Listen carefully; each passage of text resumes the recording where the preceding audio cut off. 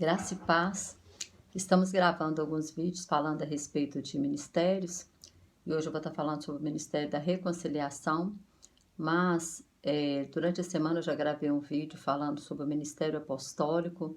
Se você tiver interesse, né, de ver, é só ir no meu canal, ele está lá, já está gravado e você vai entender um pouquinho sobre o Ministério Apostólico.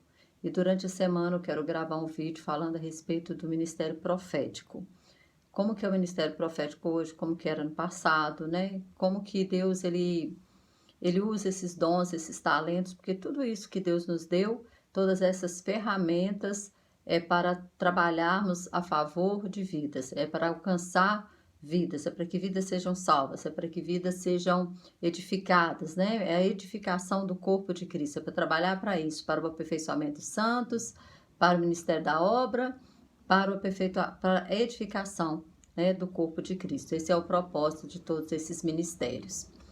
E hoje a gente vai estar lendo um texto que está aqui em 2 Coríntios,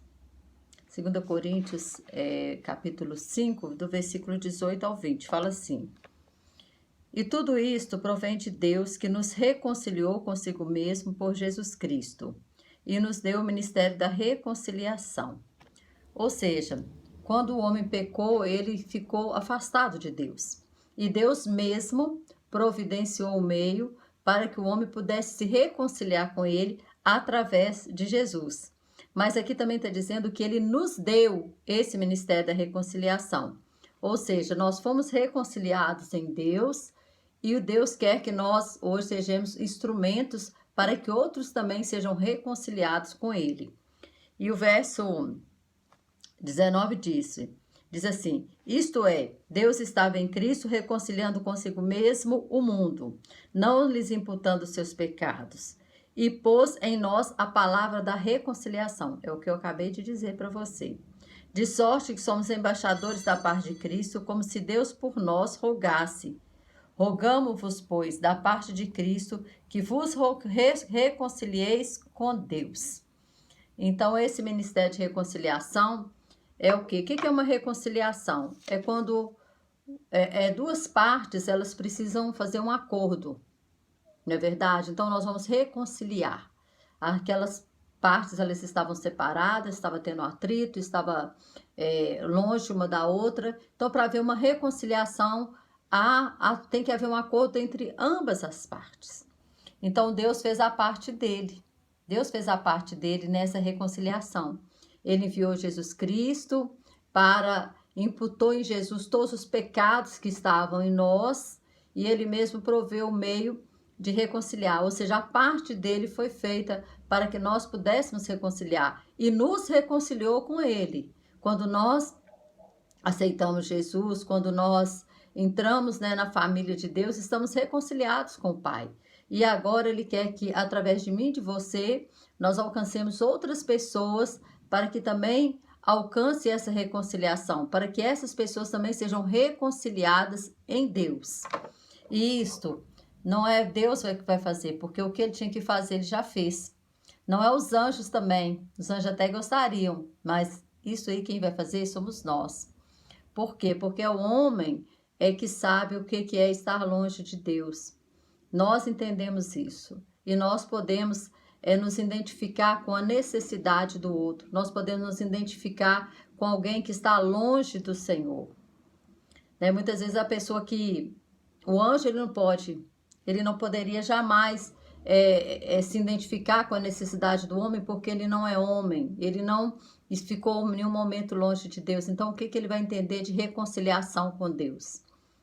Né? Jesus ele precisou vir a essa terra, padecer tudo aquilo que nós padecemos, para ele entender o que nós passamos. Então, ele sim pôde nos reconciliar com Deus, porque ele veio como homem, ele sentiu todas as nossas necessidades, todas as nossas tentações, ele sentiu na sua carne, ele não pecou, né? Então, ele pôde ser o sacrifício perfeito pelos nossos pecados e nos reconciliar com Deus. E aí, né? Então, essa parte que cabia ao Senhor, ele já fez. Então, nós precisamos o quê? aceitar esse ministério e entender que Deus, ele conta comigo e com você. Aqui está falando, né? Olha para você ver, como se Deus rogasse. O verso 20 fala assim, olha, como se Deus por nós rogasse. Rogamo-vos, pois, da parte de Cristo, que vos reconcilieis com Deus. Quando nós apregamos a palavra, quando nós, de alguma maneira, levamos alguém a Cristo, nós estamos respondendo a resposta, a oração do próprio Deus, o pedido de Deus, que essas pessoas sejam reconciliadas com Ele. E aí tem uma palavra aqui em Colossenses 1, o 20 e o 21 fala assim, e que havendo por ele feito a paz, né, Jesus Cristo, né, pelo sangue da sua cruz, por meio dele reconciliasse consigo mesmo todas as coisas, tanto as que estão na terra, como as que estão nos céus. A vós também, que noutro tempo erais estranhos e inimigos do entendimento, pelas obras más, agora, contudo, vos reconciliou. Ou seja, porque ele nos reconciliou, ele nos deu também a responsabilidade de trabalharmos para reconciliarmos outros com o Pai. Ou seja, fazer o papel do sacerdote. O que o sacerdote ele fazia? O sacerdote ele levava o pecador até Deus.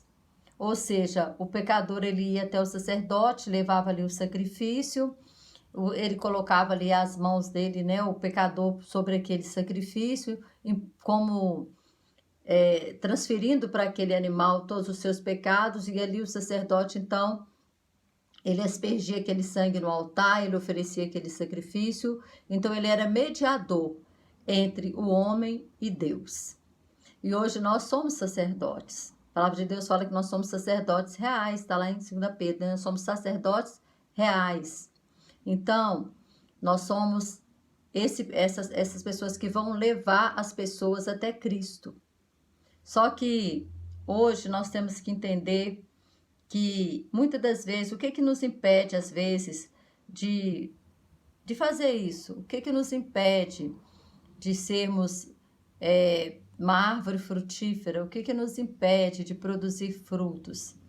O que nos impede de levar as pessoas até o Senhor? O Senhor Jesus, quando ele estava na terra ainda, logo após a sua ressurreição, ele encontra com os discípulos, né, depois da sua ressurreição, já com seu corpo, né, glorificado e tudo. Ele fala em João 20, o verso 21 e 22, fala assim, disse-lhe, pois, Jesus outra vez, paz seja convosco, assim como o Pai me enviou, também eu vos envio a vós. E havendo dito isto, assoprou sobre eles e disse-lhes, recebei o Espírito Santo. Ou seja, após a ressurreição de Cristo, Cristo já deu já soprou neles o Espírito Santo. Ou seja, eles tiveram aquela primeira experiência, que é a experiência do novo nascimento, que é aquela experiência de quando nós aceitamos Jesus e nós nos tornamos templo do Espírito Santo. Nós nos tornamos, a partir daquele momento, um templo, né, onde o Espírito Santo ele vem habitar dentro de nós. Mas, porém, Jesus ele dá uma ordem para os discípulos. Ele fala para os discípulos assim, ficai em Jerusalém até que do alto sejais revestido de poder. Então, ele não falou com eles assim de imediato, que era para eles saírem pregando, mas ele disse para eles, ficai em Jerusalém, ou seja, ficai na obediência, até que do alto sejais revestido de poder. O que isso quer dizer? Isso quer dizer, irmãos, que tem que ter uma busca. Às vezes, você não consegue passar uma experiência porque você não tem essa experiência. A gente só pode dar aquilo que a gente tem. Então, é tempo, né, de nós buscarmos essa experiência com o Senhor. Nós temos visto uma geração hoje que até vai na igreja, até ouve falar de Jesus, mas não tem experiência com Jesus. Mas não é tocado por Jesus. Às vezes a pessoa entra na igreja e sai da mesma maneira, ouve, né, falar do Senhor, entra no ouvido, sai no outro, aquilo não provoca dentro dele nenhum impacto, não acontece nada de sobrenatural, ele continua, ele não tem sede, não tem fome de Deus. Então, é uma geração que ainda não teve a experiência com o Senhor, né? Aquele impacto com o Senhor, e não consegue, então, passar para ninguém aquilo porque ele não tem. Aí em Atos 1:8 o Senhor fala, né? Mas recebereis poder ao descer sobre vós o Espírito Santo e ser-me-eis testemunhas, tanto em Jerusalém, Judéia, Samaria, até os confins da terra. Mas o que ele fala? Recebereis poder primeiro, e depois ele fala, ser-me-eis testemunha. Então há uma necessidade de nós recebermos esse poder. Há a necessidade de nós sermos tocados pelo Senhor, há a necessidade de sermos cheios desse poder. Talvez você tem tempo para tudo, e quando a gente está falando de ministérios, eu já falei sobre, né, a sua profissão é um ministério, a sua casa é um ministério, é um campo missionário, desculpa, é um campo missionário, a sua profissão é um ministério, ser médico é um ministério de salvar a vida, mas ao mesmo tempo você pode estar ali. Eu acabei de ver um vídeo onde um médico num corredor lá estava proclamando o nome do Senhor, né, falando de Deus, e assim a gente vê pessoas ministrando, independente da profissão, independente do cargo. É para você ser um ministro do Senhor, porque ministro significa servir. Servir. Ministério significa serviço. Então, ser ministro é servir. Então, servir ao Senhor, você pode servir dentro da sua casa, dentro do ônibus, dentro de um bairro, dentro de uma fábrica, aonde você estiver. Mas, porém, eu só posso dar aquilo que eu recebo, não tem como eu dar aquilo que eu não tenho. Não tem como eu passar uma coisa que eu não tenho. Quando aquele paralítico ali na porta do Templo Formosa fala com o Senhor assim, né, na porta formosa, né, do templo, ele fala para Pedro e para João, ele pede uma esmola, ele disse, olha, nós não temos prata, nós não temos ouro, mas o que nós temos, nós te damos. Em nome de Jesus, levanta e anda. E aquele homem levantou e andou, eles não tinham dinheiro, mas eles tinham poder, eles tinham ousadia, eles tinham o quê? O poder do Espírito Santo. E o que aconteceu, irmãos? É o mesmo poder que estava na vida de Pedro, de Paulo, de João, na vida de Jesus. De Jesus, é o mesmo poder que está em nós, porque o Espírito Santo é o mesmo. Quando as pessoas falam assim, olha, que Jesus fala que no nome dele nós faremos obras maiores do que ele, não é maior em poder, não. É maior em números, porque Jesus ele estava fisicamente limitado a uma região, e hoje a palavra de Deus ela não está limitada, a palavra de Deus está chegando aos confins da terra, até mesmo através da internet. Então, em números, né, a igreja já fez muito mais obra do que o próprio Jesus Cristo, que os próprios discípulos, mas o poder é o mesmo. O poder é o mesmo. Não conheço ninguém que andou sobre as águas que pudesse ter mais poder, né, que Jesus, porque é o mesmo poder, é o Espírito Santo.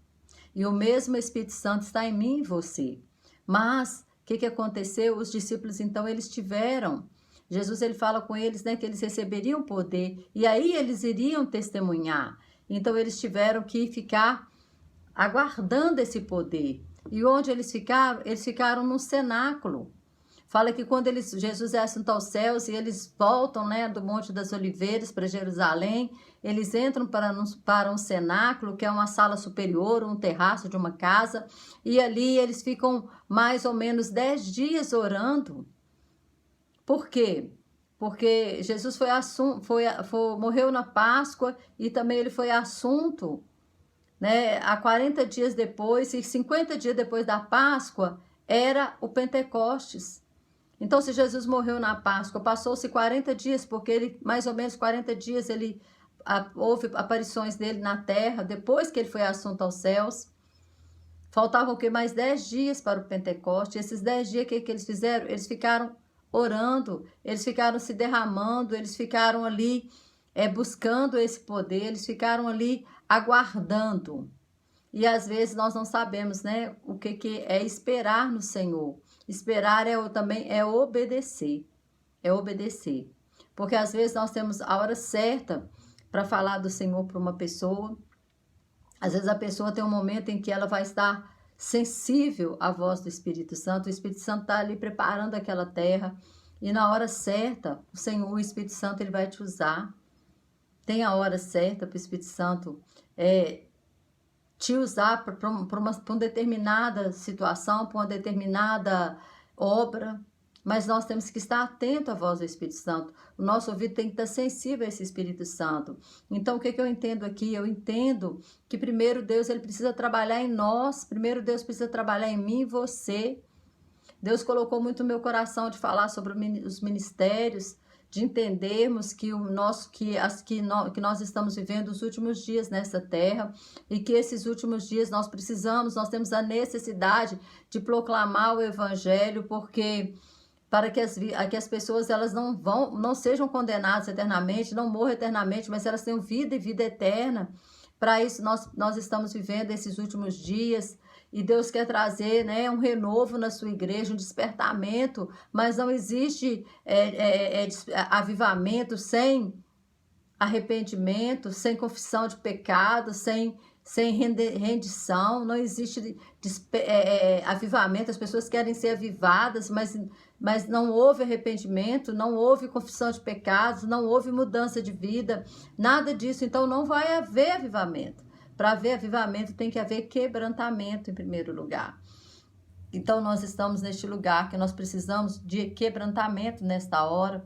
O nosso coração precisa ser quebrantado. E quando Deus estava falando para mim falar sobre os ministérios, eu senti nesse dia de falar muito sobre isso, de saber que Deus ele vai trabalhar primeiro em nós. Se ele não trabalhar primeiro em você, não tem como ele trabalhar através de você. Não tem como. Primeiro ele trabalhou nos discípulos, né? Aqueles 3 anos e meio. Depois ele enviou a dotação de poder, né? O batismo com o Espírito Santo. E aí os discípulos eles começaram o seu ministério. E foi um ministério cheio de poder, de unção, de graça, um ministério que chegou até nós, até hoje. Hoje nós somos os ministros, hoje nós somos os apóstolos, os pastores, os evangelistas, os missionários, os mestres. Hoje somos nós, o livro de Atos dos Apóstolos, ele não acabou. Se você vê um livro que não tem fim. Por quê? Porque esse livro ainda está sendo escrito com a minha história, com a sua história, com a história da igreja de hoje, com tudo aquilo que está acontecendo hoje. Então, nós precisamos muito saber que, para tocarmos as pessoas, primeiro nós precisamos ser tocados. Primeiro nós precisamos ter em nós essa grande unção do Espírito Santo. E a comissão, a grande comissão, né? Ela tem 2 dimensões. Primeiro, Jesus fala em Atos 1:8, até os confins da terra. Era uma dimensão geográfica, territorial, até os confins da terra.